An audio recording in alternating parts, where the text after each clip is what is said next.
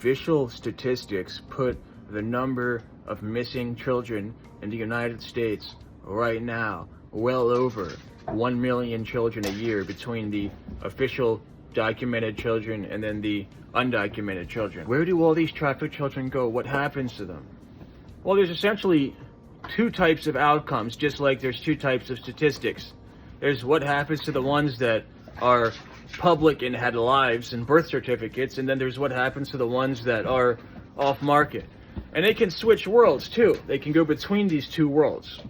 So as far as the off-market, black market stuff, you could be killed and tortured to the point of death. You could remain a slave for your entire life. You could be a sex worker. You could become a provider of black market services, a drug mule, things like this. Anything that's completely off the record. Now, as far as the public side, a lot of these heavily traumatized trafficked children end up getting sex change surgeries, gender reassignment surgeries, and suppress their previous identities so much. And we know many of these transgender people go on to either commit suicide at an astoundingly high rate or become eunuchs, which is, there's a whole market, both legal and black market, of people that's willing to eliminate any remaining genitals of a transgender person, and they become a celibate, religious of some sect. Typically, it could be a Orthodox Catholic thing if you want to go full circle with it. They can also be bribed and threatened, the ones of the public realm, of course. They could also be killed if there are pre-existing agreements. And I mentioned crossovers. You know, you can take a black market slave, give him a fake identity of someone that identity stolen.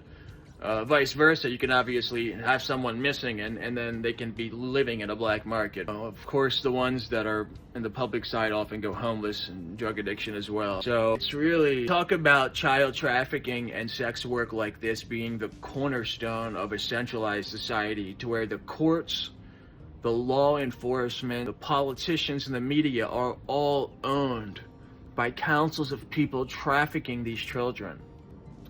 You can see that things are set up not only with grooming installed in these community organizations and now public schools, but all the infrastructure of society, all the paths of least resistance are designed to keep this a secret and give these victims no way out. So what we need to do, solution-wise, is inspire whistleblowing. Anyone who was trafficked, groomed by sick family members, you need to name their names.